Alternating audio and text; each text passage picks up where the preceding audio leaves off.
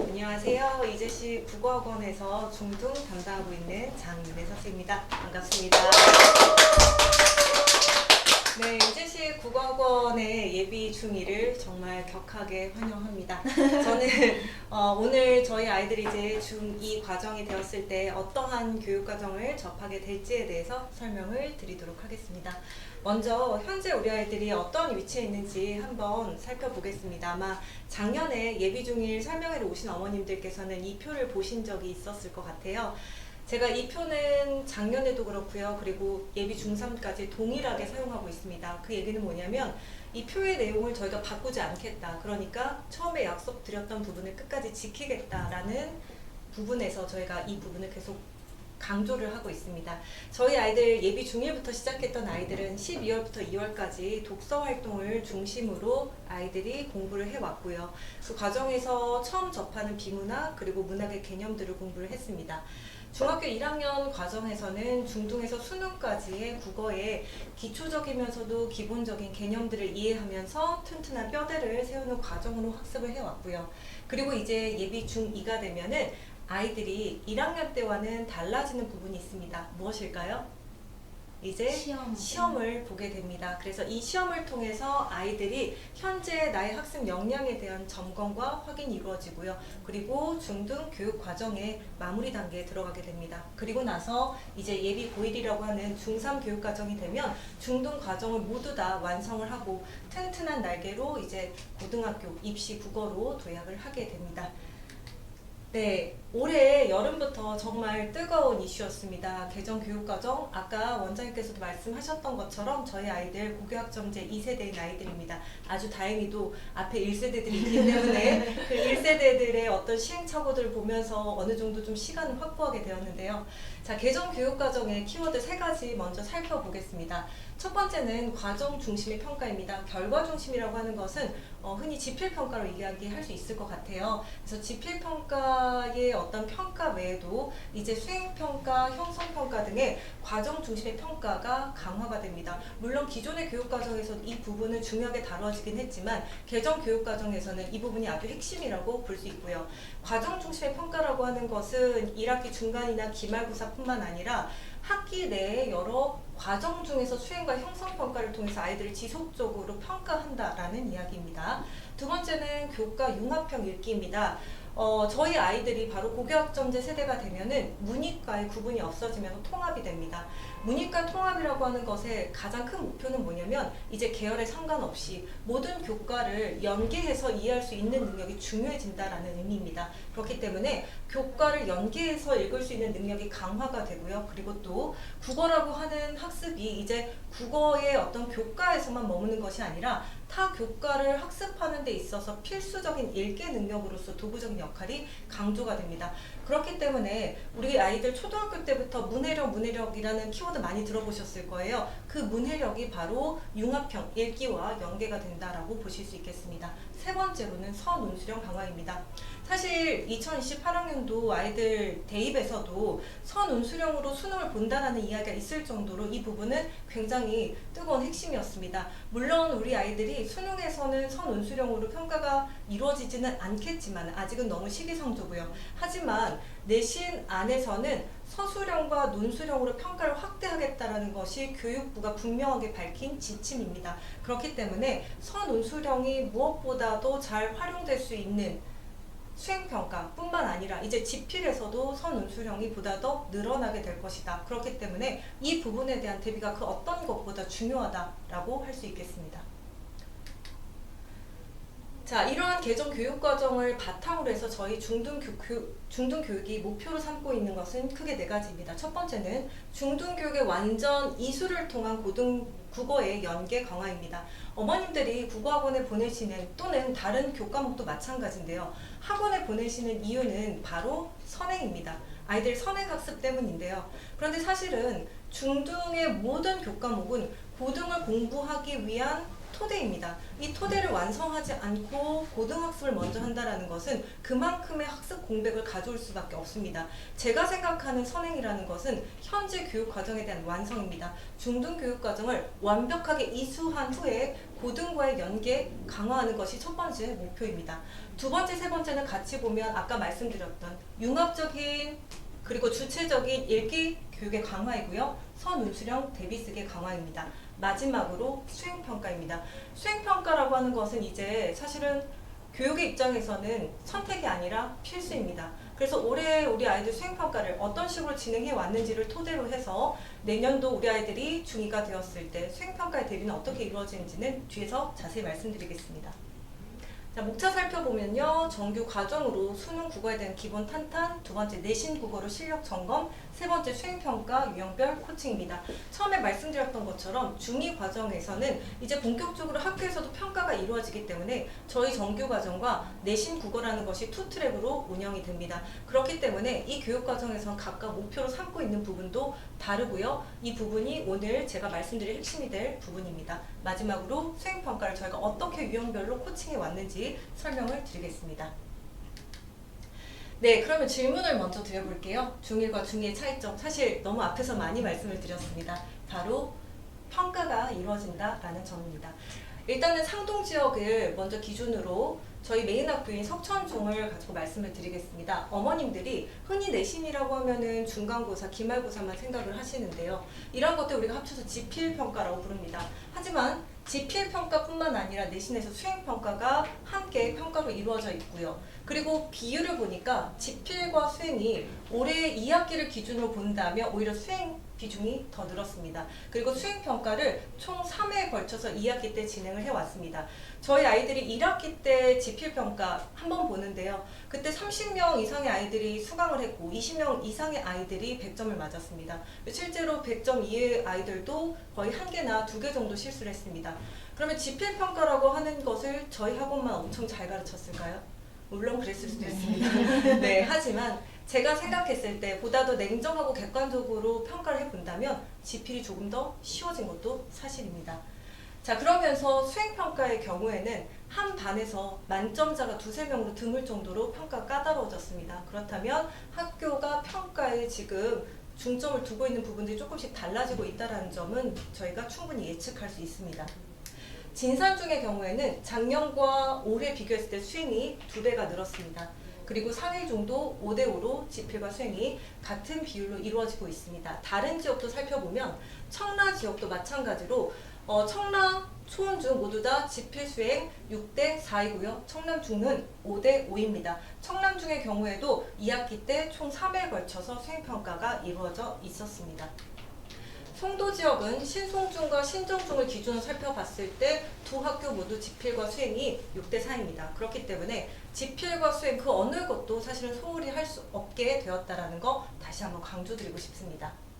자, 우리 아이들 중학교 때뿐만 아니라 이제 고등학교 되면 어떻게 될까요? 고등학교도 마찬가지로 지필과 수행을 동시에 진행을 하는데요. 아무리 지필에서 좋은 성적을 거둔다고 하더라도 수행의 감점이 크다면 1등급을 받기 어려울 수도 있습니다. 그렇기 때문에 고등학교도 중학교와 마찬가지로 오히려 더 까다롭게 이런 부분에 대한 평가가 이루어진다는 점을 어머님들께서 지금 눈여겨보셔야 합니다. 자, 그렇다면 우리 아이들이 이제 중학교 2학년이 되면은 무엇을 배우게 될까요? 저희 메인 출판사가 천재박, 천재노입니다. 일단 천재박 교과서, 그리고 천재노 교과서, 그리고 미래엔, 그리고 지학사. 어머님들께 단원별로 하나씩 설명을 드리기는 어려울 것 같아서 이 4개 출판사, 메인 출판사들이 동시에 다루고 있는 교육과정에서 공통된 부분이 무엇인지를 분석해서 말씀드리면 첫 번째 문법 부분에서는 담화, 한글 창제, 표준 발음법과 한글 맞춤법을 아이들이 2학년 과정에서 배우게 됩니다. 이 중에서 우리 앞에 계신 선생님께 질문할게요. 아이들이 가장 어려워하는 문법이 어떤 거죠? 다 어려워하는데 네. 한글 창제도 어려워하고 근데 유독 표준 발음법과 한글 맞춤법을 어려워하는 것 같습니다. 네. 사실은 이제 학원에 다니지 않은 아이들이 학원에 다니게 되는 어떤 시기가 있는데요. 바로 여기에서 망해서 들어오는 친구들이 많습니다. 왜 이게 유독 어려울까요? 그 부분은 제가 좀 후에 저희 교육 과정을 통해서 한 번 더 설명을 드리겠습니다. 다시 말씀드리면 학교에서 이루어지는 교육만으로는 아이들이 좀 어려울 수 있는 구조적인 한계가 있다는 의미입니다. 자, 두 번째, 읽기와 쓰기에 있어서는 설명 방법, 설명하는 글쓰기, 매체 활용, 다양한 표현법을 아이들이 배우게 됩니다. 특히 설명 방법이나 설명하는 글쓰기는 거의 대부분의 학교들이 수행평가로도 함께 이루어져 있습니다. 문학의 경우에는 시와 소설을 나누어서 보면 시의 경우에는 주로 비유나 반어나 역설과 같은 표현법을 배우고 이 표현법을 적용해서 작품을 분석하게 되는데요. 수행평가에서도 아이들이 시를 창작을 합니다. 또는 시를 평가합니다. 어떻게? 이 표현법이 무엇인지를 정확하게 이해하고 있는지를 바탕으로 시를 쓰거나 평가를 합니다. 자, 마지막으로 소설의 경우에는 소설의 갈래의 특징과 그리고 소설이라고 하는 이 갈래가 다른 갈래로 변형되었을 때 어떠한 차이가 있는지에 대한 갈래적인 특징을 이해하고 있는지를 바탕으로 하고요. 시점과 갈등 또는 인물의 성격 제시라고 하는 부분들을 중심으로 아이들이 작품을 접하게 됩니다.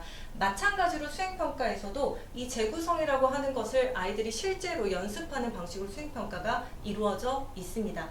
그래서 어머님들께서 이제 눈치를 채셨겠지만 수행평가라고 하는 것이 전혀 낯선 어떤 부분에서 뜬금없이 이루어지는 것이 아니라 이러한 교육 과정 안에서 이루어지기 때문에 어떤 부분이 2학년 수행평가로 이루어질 것인지에 대한 어느 정도의 예측은 가능합니다. 자, 그렇다면 중등교과서와 고등교과서를 통해서 우리 아이들이 교과서만을 중심으로 공부를 했을 때 접하게 되는 문학작품의 평균을 보도록 하겠습니다. 중1, 중2, 중3 평균적으로 시와 소설을 아이들이 보통 학년마다 5작품씩을 배우게 됩니다. 그러다가 고등학교 1학년이 되면 13작품, 그리고 고등학교 2학년이 되면 34작품으로 기하급수적으로 늘어나게 됩니다. 내신에서 시나 소설 3-4작품 가지고 끙끙대는 아이들이 갑자기 고등학교에 갔을 때 또는 고등학교 모의고사를 보게 되었을 때 엄청나게 많은 다양한 문학작품을 접했을 때 엄청 당혹감을 느낄 수밖에 없습니다. 그렇기 때문에 만약에 어머님들께서 왜 국어를 지금 해야 되냐라고 물으신다면 바로 이러한 부분들에 대한 한계를 극복하기 위해서라고 말씀드릴 수도 있을 것 같습니다. 아이들이 혼자서 또는 교과서에 있는 문학작품만으로 국어 공부를 하는 데는 한계가 있습니다. 그리고 또 어느 정도의 어떤 방향성이 없이 작품을 열린 상태로 읽어도 아이들이 오독을 하게 될 가능성이 높습니다. 그렇기 때문에 다양한 작품들을 어떤 갈래적인 특징들을 제대로 이해하고 개념을 적용해서 작품을 볼 수 있는 능력을 기르는 것이 바로 저희 정규 과정이 존재하는 이유이기도 합니다. 자, 그렇다면 정규과정의 시간표를 살펴보겠습니다. 주 1회 3시간으로 진행을 하고요. 1교시에는 어휘 테스트와 비문학, 2교시는 문학과 문법, 3교시는 교과 독서를 배우게 됩니다. 이 과정은 현재 1학년의 교시별 수업 내용과 거의 동일합니다. 자, 배우는 내용에서 달라지게 되는데요. 그 전에 정규과정의 핵심을 먼저 살펴보고 가겠습니다. 자, 첫 번째는 정규가 내신이 나누어서 진행된다라는 거. 두 번째는 이제 월 1회 학력평가가 이루어진다라는 점입니다. 우리 1학년 아이들 그동안은 사실은 학력평가 있긴 했지만 분기별로 진행이 됐었습니다. 하지만 2학년이 되면 월 1회 진행이 되고요. 이 부분이 1대1 클리닉을 통한 점검이 동시에 이루어진다라는 점이 2학년부터는 달라지는 지점입니다. 그리고 세 번째는 수행평가 본격적으로 대비하게 되고요. 네 번째는 최상위반 운영입니다. 이 부분들을 자세하게 설명드리겠습니다. 1학기 정규과정을 일단 살펴보면요. 저희 아이들이 비문학, 문학, 교과 독서, 문법으로 이루어져 있고요. 이 교육과정은 저희가 처음부터 모두 다 사실은 1학년뿐만 아니라 3학년까지 쭉 연결해서 커리큘럼은 이미 다 짜여져 있습니다. 그렇기 때문에 우리 아이들이 무엇을 배우게 될지는 이 단계별로 정해져 있다라고 보실 수 있는데요. 일단 1월부터 3월까지 문학만 본다면 시 기본적인 개념들을 자세하게 하나씩 배우고 이 개념들을 적용한 작품들을 같이 보게 됩니다. 그래서 아이들이 거의 매주 한 작품씩을 개념과 함께 접하게 되고요. 그리고 나서 4월부터 5월까지는 소설의 기본적인 개념 그리고 소설 작품의 적용으로 이루어집니다. 비문학의 경우에는 1학년 때처럼 다양한 영역의 비문학을 배우게 되는데 다만 이 부분이 1학년 때보다 훨씬 더 지문의 길이도 길어지고 보다 더 난도도 상향된다라고 보실 수 있는데요. 저희 아이들이 2학년 때 배우는 비문학의 경우에는 시중교재를 기준으로 본다면 비문학 3 정도라고 보시면 될 것 같습니다. 자, 그리고 이제 문법의 경우에는요, 저희가 1월에서 2월까지를 살펴보면 담화나 뭐 훈민정 창제가 들어있는데 이 부분 같은 경우는 2학년 선행입니다. 그래서 아이들이 중간고사를 보는 학교들도 있기 때문에 중간고사 전에 2학년 문법 과정을 선행을 하게 됩니다. 사실 이제 이 과정은 중간고사가 없는 상동을 기준으로 한 커리큘럼이고요. 청라와 송도 같은 경우에는 중간고사가 이루어지기 때문에 이 사이사이에 중간고사가 한 번 들어간다라고 보실 수 있고 기말고사는 공통입니다. 자, 그리고 아까 제가 저희 선생님께도 여쭤봤는데 우리 아이들 어떤 문법을 가장 어려워하냐? 바로 정확한 발음과 표기라고 했습니다. 이게 어려운 이유는 사실 중학교 교육과정 안에는 이 단원을 제대로 이해하기 위한 문법 단원이 빠져 있기 때문입니다. 바로 형태소와 의문입니다. 이 형태소와 의문을 정확하게 알아야 아이들이 그 단원을 정확하게 이해할 수가 있는데 현재는 빠져 있습니다. 자, 그렇다 보니까 학교에서는 사실 시간이 없어서 이 부분을 정확하게 학습해 주지 않고요. 아이들은 그런 어떤 공백이 있는 상태에서 단원을 접하다 보니까 매우 힘들어하고 무작정 외우기만 합니다. 자, 그래서 저희는 의문과 그리고 형태소라고 하는 문법 단원을 여기 안에 포함을 했습니다. 특히 의문의 경우에는 아이들이 3학년 때 배우는 내용과도 연관이 있기 때문에 선행이라고도 보실 수 있겠습니다. 자, 그리고 여기서 주목할 점이 있어요. 저희 교과독서라고 하는 것이 사실 우리 아이들이 교과서에 있는 다양한 영역들의 글을 보고 그리고 선운수령, 글쓰기 연습을 하는 영역인데요. 자, 여기에 이제 추가가 되는 게 수행평가 특강이 한 번 있습니다. 아까 말씀드렸던 것처럼 수행평가라는 것은 결국 교과과정 안에서 이루어지기 때문에 아이들이 미리 대비할 수 있는 부분이 분명히 존재합니다. 그래서 수행평가, 시, 비평문, 독서, 감상문 어떻게 써야 할지를 수업 시간에 아이들이 체계적으로 배우게 됩니다. 자, 그리고 여기 주목하실 부분이 바로 통합사회 주제가 있습니다. 아까 처음에 말씀드렸던 것처럼 이제 교과 연계 읽기라고 하는 것이 중요해지는데 이 통합사회, 정확하게는 공통사회입니다. 아이들이 고등학교 가면 배우는 공통사회의 주제를 가지고 와서 이 주제와 관련되어 있는 고등 내신 문학작품 또는 수능특강의 작품들을 연계해서 아이들의 사고력을 확장시키면서 작품을 읽고 이 작품에 대해서 사회문화적인 배경을 함께 이해하고 그리고 사고력을 넓힘으로써 선운수령에서 이것을 완벽하게 대비하는 방식으로 저희 교과독서가 설계가 되어 있습니다. 자, 2학기 과정을 보시면요. 2학기 과정에서도 시의 화자 그리고 운율, 시의 어떤 개념들을 적용해서 작품을 보고 여름방학이 지나고 나면 여름 학기 때부터는 본격적으로 고전시가, 고전소설까지 배우게 됩니다. 교과독서 마찬가지로 공통사회 주제 두 번째로 넘어가게 되고 이와 관련되어 있는 문학작품들을 함께 살펴보게 됩니다. 문법의 경우에는 의문의 변동, 3학년 1학기 때 배우는 내용까지 선행을 하게 됩니다. 자, 저희 교재 한번 살펴보도록 하겠습니다. 이러한 교육과정이 저희 교재에 어떻게 구현되어 있냐면 문법의 경우에는 먼저 개념을 배우고요. 개념에 대한 확인 문제 그리고 암기 방식으로 이루어져 있습니다. 문학의 경우에도 개념과 작품의 적용으로 이루어져 있고요. 비문학의 경우에는 아이들이 지문을 문단별로 스스로 정리하게끔 여기에 칸이 비워져 있습니다. 사실 아이들 비문학이라고 하는 것에서 중요한 것은 정확하게 독해하고 읽는 능력인데요. 정확하게 독해하고 읽었다라는 것은 그것을 자신만의 문장으로 요약할 수 있었을 때 완성이 됩니다. 그렇기 때문에 수업 시간에 아이들이 이것을 읽고 논지를 정리하고 선생님이 다시 한번 구조 독해하면서 논지 요약해 준 것을 비교해 가면서 자신의 어떤 읽기가 정확한지를 스스로 판단하게끔 수업을 진행을 하고 있습니다. 네, 그리고 교과독서의 시간에는 미리 아이들이 글을 읽어와야 합니다. 하지만 아이들의 어떤 독서 부담을 줄이기 위해서 저희가 아주 긴 글을 읽어오도록 하진 않고요. 보통은 단편 소설을 너무 긴 것은 2주로 나누어서 그리고 짧은 것에는 한 주로 아이들이 보게 하는데 평균적으로 아이들이 한 작품을 읽는 시간은 1시간이 넘어가지 않습니다. 자, 그렇기 때문에 아이들이 미리 책을 읽어오고 그리고 나서 수업 시간에 선생님이 이 작품에 대한 해설과 동시에 중요한 발문을 던집니다. 그러면 아이들이 이 질문을 보면서 수업 시간 내에 5분 이내로 짧게 작성하는 방식, 200자, 300자 글쓰기를 하고 이 부분을 발표를 하고 선생님과 이야기를 하면서 내용을 다시 한번 정리하는 방식으로 읽기뿐만 아니라 이 교과 독서 시간에 서논수령에 대한 대비를 완벽하게 진행하고 있습니다. 그리고 한 작품이 끝났을 때는 아이들이 짧은 글이 아니라 긴 글로 완성된 형태의 글쓰기를 해오고 이 부분에 대해서 선생님이 첨삭하는 방식으로 피드백이 이루어집니다. 네, 그리고 수업 시간에 정규 과정에서 배웠던 내용을 이제 정확하게 이해하고 있는지는 워크북을 통해서 확인을 하는데요. 워크북은 문학과 비문학 그리고 문법으로 이루어져 있습니다.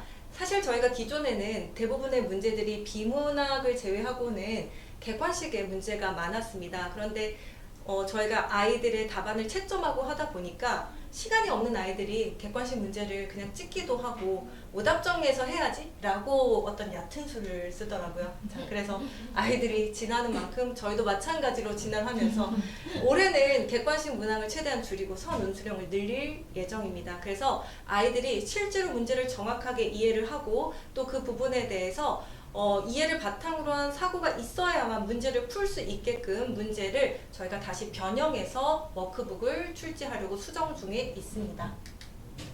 네, 이렇게 워크북 문제 풀이까지만 해서 아이들 이해가 정확한지는 확인할 수 없습니다. 그렇기 때문에 이러한 내용을 바탕으로 해서 저희가 원래평가, 환경평가를 진행을 합니다.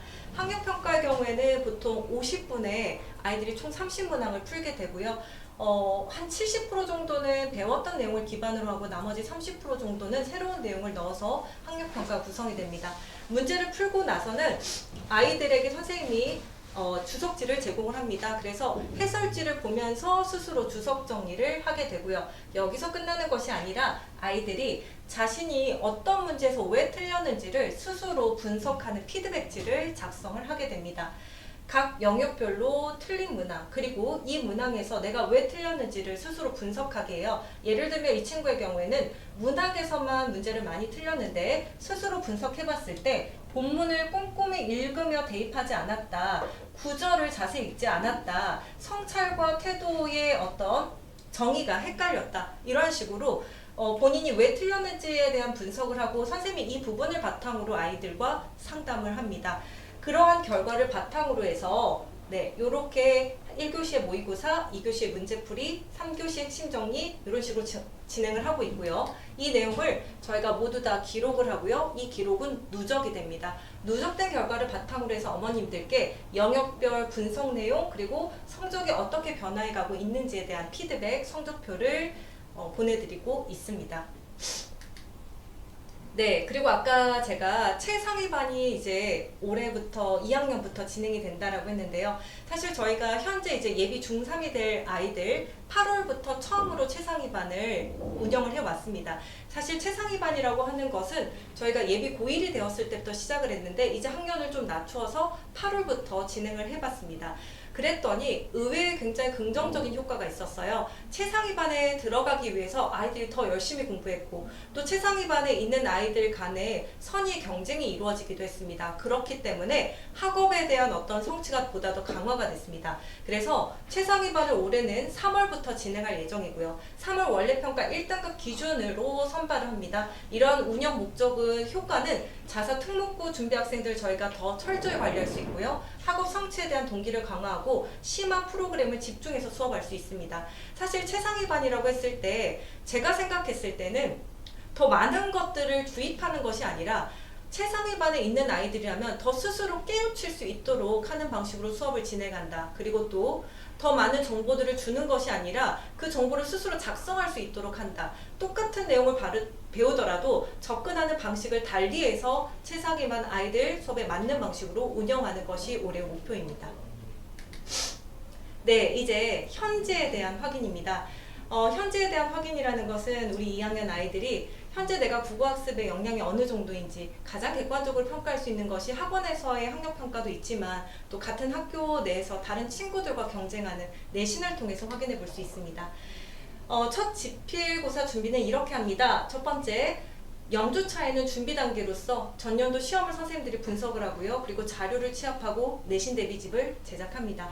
그리고 1주차에서 4주차까지는 보통 진도 수업을 진행하는데요. 첫 시간에 아이들과 학교별 시험의 특징에 대해서 오리엔테이션하고 우리가 앞으로 어떤 식으로 수업을 진행할지 또 주차별로는 어떤 내용을 배울지 클리닉은 언제 진행할지 이러한 내용들로 오리엔테이션을 진행합니다. 그리고 진도 수업이 나가고 매주 테스트와 개별 점검이 이루어집니다. 그리고 5주차가 되면 확인평가가 이루어지고요. 이 확인평가는 클리닉을 통해서 개별 취약점을 분석하고 전 단원에 대한 테스트, 최종 클리닉을 진행합니다. 마지막으로 직전 수업에서는 이 학교만이 가지고 있는 출제 포인트를 확인하고 전년도 문제를 풀이를 하면서 이제 정리를 하게 됩니다. 내신 학교별 오리엔테이션 시간에 저희가 어머님들께 미리 드리는 것이 있습니다. 바로 방금 말씀드렸던 이 과정을 어떻게 진행할 것인지를 한 페이지로 작성을 해서 안내문으로 드립니다. 어떤 책을 준비해야 되고 클리닉은 어떻게 할 것이고 주차별로는 어떤 내용을 배우게 될지를 미리 어머님들께 안내문을 통해서 공지를 드리고 있습니다. 네, 그리고 학교별 시험 분석이 이루어지는데요. 이 부분은 저희가 매해 시험이 끝나면 바로 당일날 분석이 이루어지고요. 이것은 그 다음 해 아이들이 시험을 준비할 때 중요한 자료가 됩니다. 그래서 예를 들면 진산중의 경우에는 직전 수업에서 다룬 내용 대부분이 출제가 되었고 출제 유형에서 크게 벗어나지는 않았으며 설명문에서 변별력을 가는 문제가 출제될 것이라고 예상했다. 이런 정도의 내용 총평이 이루어집니다. 석천중과 그리고 상일중 기준으로 했을 때도 이러한 방식으로 학교별로 시험 분석이 이루어지고 이 부분 역시도 시험이 다 끝난 이후에 어머님들께 피드백을 드리고 있습니다. 내신 대비의 과정에서 보면은 단원별로 종합 테스트가 이루어지고요. 그리고 개별 취약점이 클리닉을 통해 확인되고 선생님들이 여기에 기록을 합니다. 그리고 세 번째, 실전 문제 최종 점검의 경우에는 선생님들이 문제를 직접 만들어서 학교별 유형에 맞도록 테스트지를 제작하고 있습니다. 그리고 전년도 기출, 그리고 학교에서의 프린트, 내신 대비지 이러한 것들이 모두 다 내신 대비를 위한 저희 학원만이 가지고 있는 최종 병기다라고 말씀드릴 수 있을 것 같습니다. 이 부분을 제가 올해 조금 강조드리고 싶었어요. 앞에서 말씀드렸던 것처럼 할 수 있는 모든 수단을 동원해서 아이들이 시험 대비를 할 수 있도록 저희가 꼼꼼하게 준비를 합니다. 하지만 시험장에 가서 시험을 보는 사람은 결국은 선생님이 아니라 아이들입니다. 그리고 첫 시험을 보는 아이들의 경우에는 시험에 대한 경험이 없기 때문에 알고 있는 내용도 실수를 하기도 하고요. 그리고 또 문제를 푸는 과정에서 꼼꼼하게 보지 않아서 실수를 하기도 합니다. 지금 제가 샘플로 가지고 온 이 시험지의 경우에는요. 그동안에 시험에서 계속 100점을 맞았던 친구입니다. 단 한 번도 실수를 한 적이 없는 친구예요. 제가 이번에는 이 친구의 시험지를 통해서 한번 분석을 해봤습니다. 이 친구는 왜 계속 100점을 맞았을까? 물론 열심히 한 것도 있고요. 여러 가지 조건들이 갖춰져 있기도 합니다. 화면으로 잘 보이실지 모르겠어요. 잠시만 한번 보시기 바랍니다.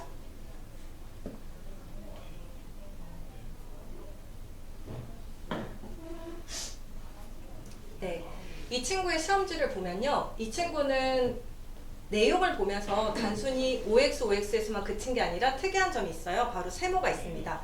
세모는 O도 아니고 X도 아닌 뭔가 헷갈리는 부분이에요. 이 친구는 이 세모 표시를 다 해가면서 문제를 풀었고요. 또 하나는 이 친구의 시험지를 보면은 검은색만 있는 것이 아니라 파란색도 있습니다.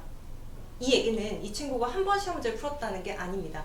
별표로 되어 있었던 부분 또는 세모로 되어 있었던 부분을 문제를 다 풀고 나서 다시 한번 그 문제를 점검했다라는 이야기입니다. 그래서 이렇게 색깔로 표시해서 내가 다시 한번 마지막에 확인해야 되는 것이 무엇인지까지도 최종 점검했다라는 의미입니다.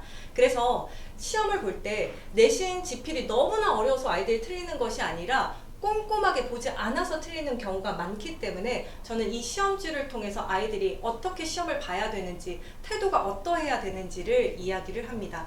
내신에서 가장 중요한 것은 현재 학습에 대한 확인이라고 말씀드렸습니다. 그것은 아이들이 열심히 성실하게 하고 있는지 저희가 과제 점검도 하고 테스트를 진행하기도 하는데 이 시험을 준비한 아이들의 태도에 있다라고 생각을 합니다. 그래서 이러한 부분들은 사실 중등에서의 첫 시험에 대한 경험이 고등까지 가기 때문에 한번 잘 습관이 갖추어진 아이들이 고등에서도 좋은 성적을 거둘 수 있다라는 것을 강조드리고 싶었습니다.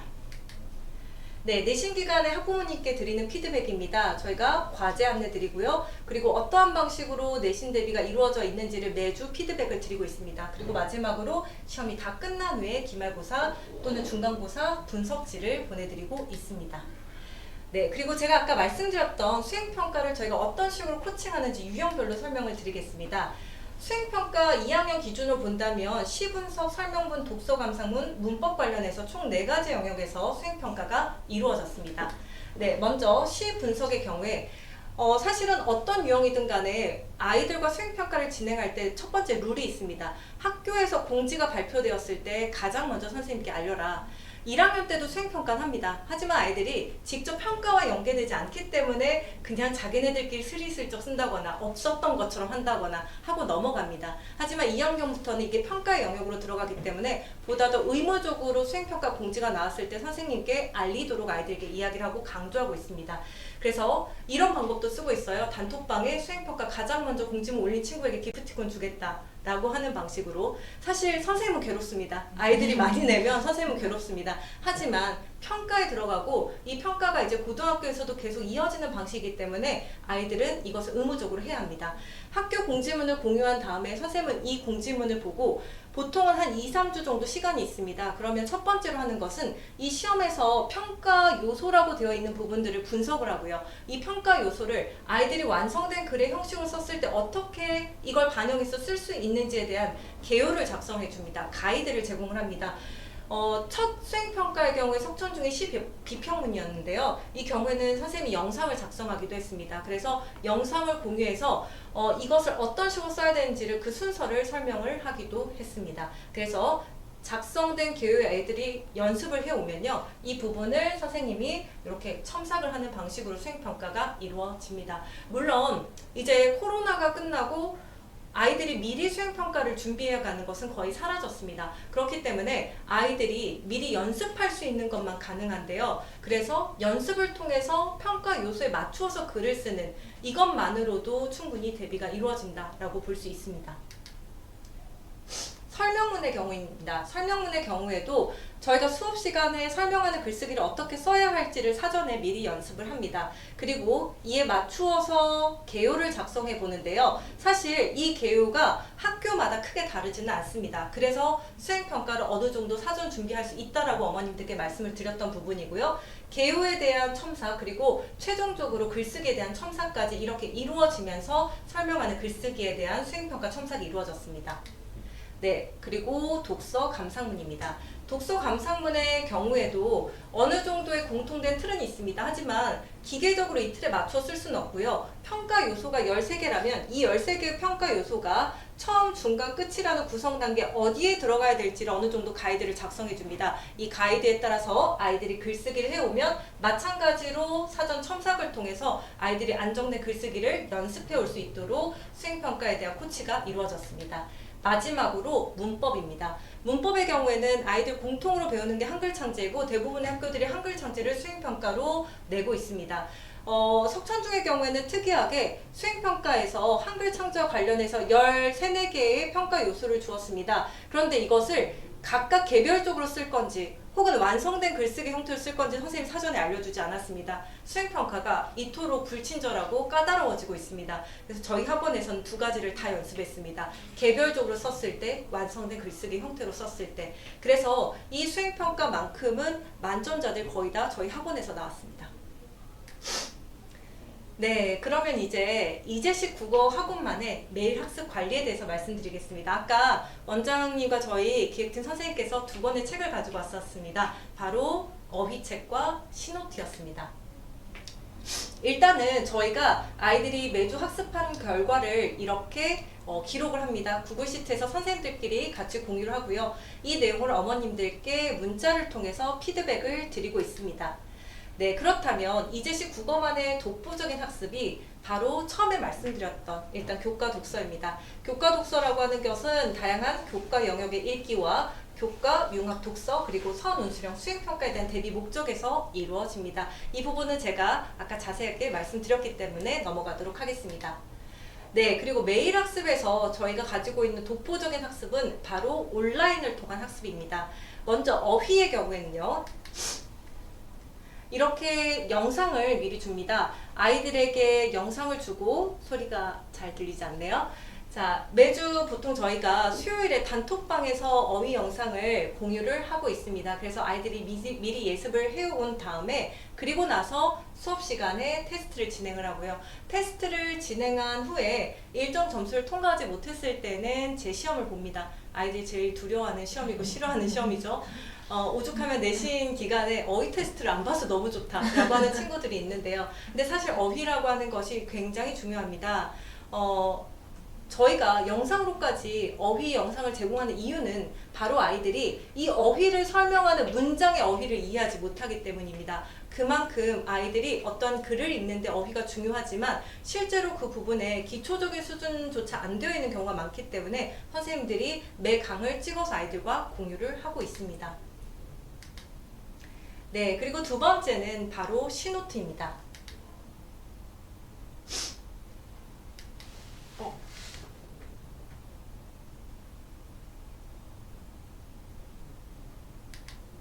영상이 아쉽게도 나오지 않아서 넘어가도록 하겠습니다.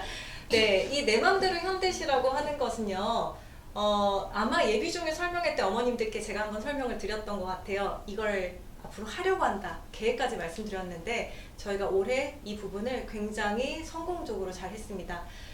현대시라고 하는 것은 아이들이 고등학교 갔을 때 나중에 고3이 되어서도 사실은 가장 어려워하는 영역입니다. 왜냐하면은 굉장히 고전시 같은 경우에는 이미 돌아가신 분들이 그리고 그 글에 대한 해석은 어느 정도 닫혀 있습니다. 하지만 현대시라고 하는 것은 지금도 어디선가 계속 창작이 되고 있고 또 현대시에 대한 해석은 굉장히 낯선 작품들이 많기 때문에 아이들이 어려워합니다.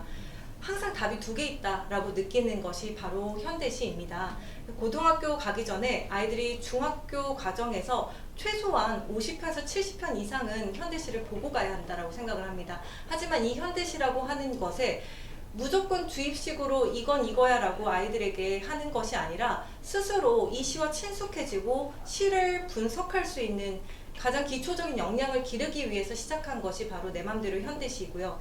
이 현대시의 경우에는 일단 구성되어 있는 것을 보면은 아이들이 똑같은 페이지가 두 개가 되어 있습니다. 첫 번째 페이지에서는 시의 화자, 상황, 태도, 정서, 마음에 든 식구, 이유를 쓰도록 되어 있습니다. 이것은 아이들이 이 시를 처음 봤을 때 말하는 사람이 어떤 사람이고 이 사람은 어떤 상황에 처해 있고 이 상황에서 어떠한 감정을 느끼고 있고 어떤 태도를 보이고 있는지 이 부분만 아이들이 정확하게 이 시에서 읽어낼 수 있다면 나머지 부분들은 선생님을 통해서 정확하게 해석할 수 있습니다. 어떤 시가 있더라도 이 부분에 대한 해석이 이루어진다면 시에 대한 두려움을 없앨 수 있고 해석의 정확도를 높일 수가 있습니다. 그렇기 때문에 내 맘대로라고 하는 것은 정해진 답을 보기 전에 아이들이 스스로 이 시에 대해서 분석해보는 것을 의미하는 거고요. 또 여기에서 마음에 드는 식구와 이유를 통해서 시에 대한 감상의 주체성을 높여줍니다. 그리고 나서 선생님의 해설 영상을 통해서 이 시에 정확하게 읽어야 되는 부분들에 대해서 다시 한번 점검하는 방식으로 매주 이루어져 있습니다.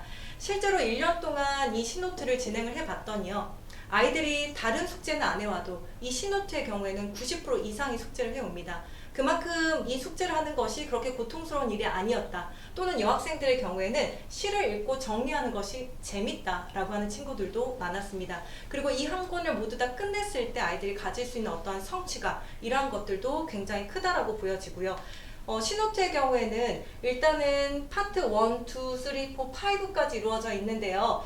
앞부분의 경우에는 아이들이 중등 수준에서도 또는 고등과 연계해서도 쉽게 볼 수 있는 작품들로 선정을 했고 파트 4나 파트 5 같은 경우에는 수능 특강 그리고 고등 내신에서 볼 수 있는 또는 낯선 작품들을 저희가 주로 선정을 했습니다. 그래서 이 과정들을 모두 다 끝냈을 때 아이들이 현대시를 볼 수 있는 능력은 이러한 과정을 거치지 않은 고등학생들보다 훨씬 더 높은 수준을 가지게 될 것이라는 것을 자부할 수 있습니다.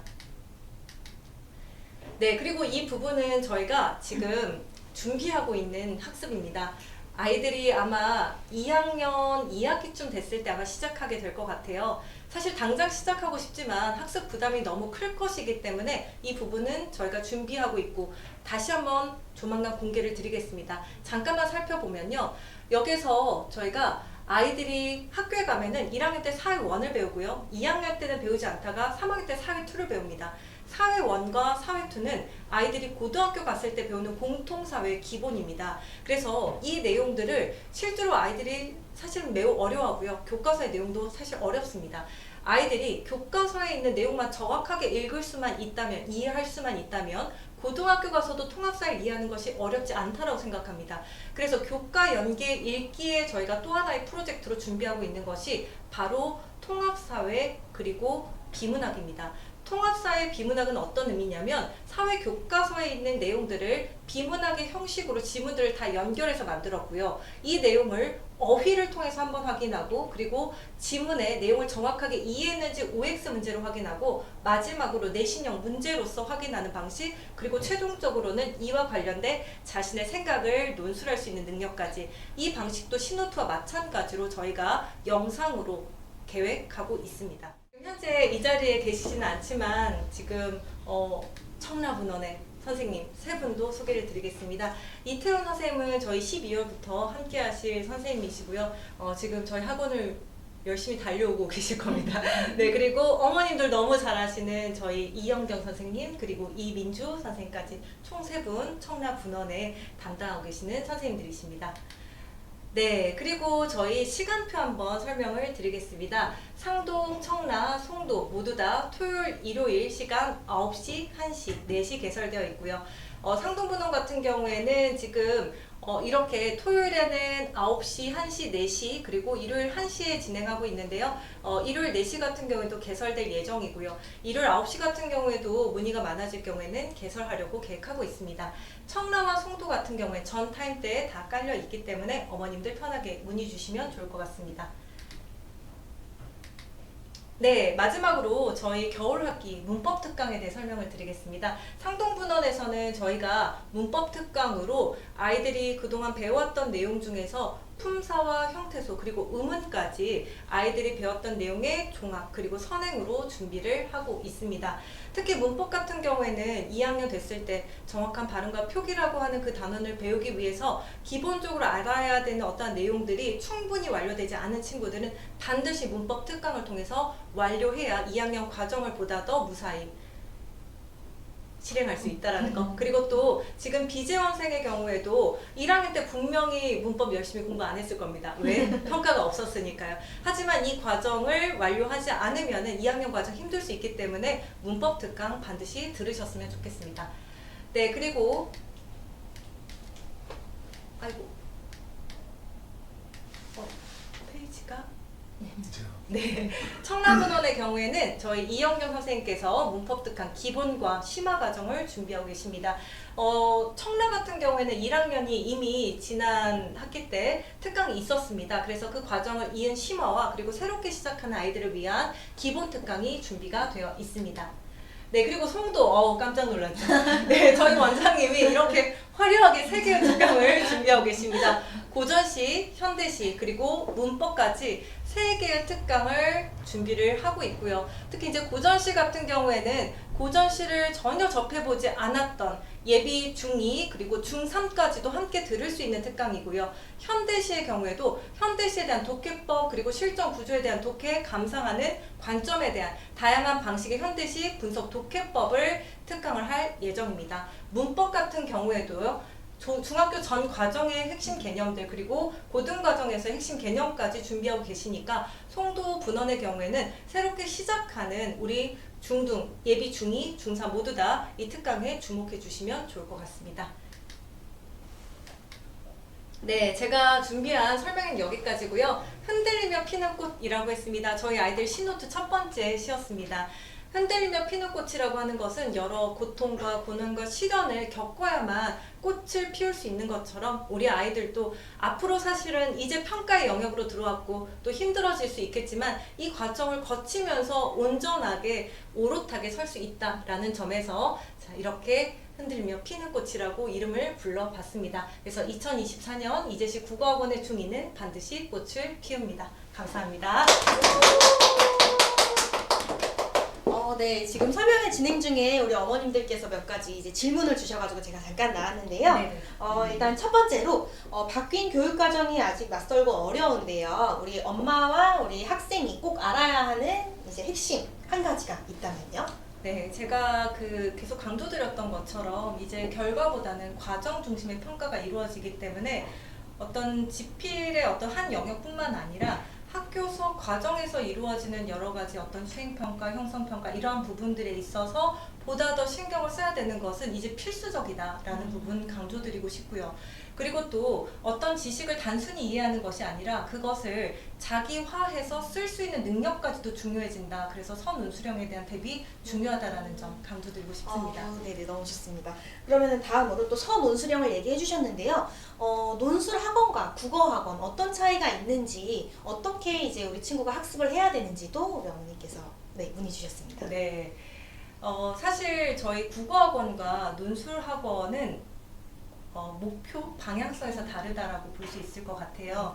저희는 사실 이제 입시국어를 위한 목적에서 그 과정에서 논술이라는 것을 도구적으로 활용을 하고 있습니다. 하지만 이제 논술학원 같은 경우에는 사고력을 확장하고 쓰게 능력을 강화한다라는 데 더 목적이 있어요.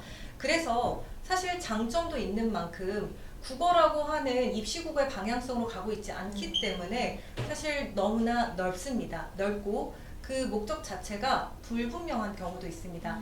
근데 사실 제가 10년 정도 입시 논술을 해왔습니다. 그렇기 때문에 논술이 중요하다는 건 너무나 잘 알고 있습니다. 다만 이 논술이 대입처럼 어떠한 목표를 가지고 있었을 때는 그것이 아이들 실력 향상으로 바로 연결될 수 있지만 그러한 어떤 목표의 어떤 방향성이 뚜렷하지 않은 상태에서의 논술이라고 하는 것은 말 그대로 지나치게 열려있고 또 학습의 결과를 확인할 수 없다라는 점에서 한계를 가질 수밖에 없습니다. 친구들한테 네. 학습 부담이 조금 될 수. 네, 그런 부분도 있지만 사실은 어떤 부분으로 내가 사고력을 키워야 될지 어떤 부분을 학습해야 될지에 대한 목표 설정이 어렵다라는 점입니다. 네, 확실히 이제 알고 있습니다. 우리 어머님들도 궁금증이 해소되셨을 것 같은데요. 더 자세한 내용은 학원 통해서 문의 주시면 저희가 이제 안내해 드리도록 하겠습니다.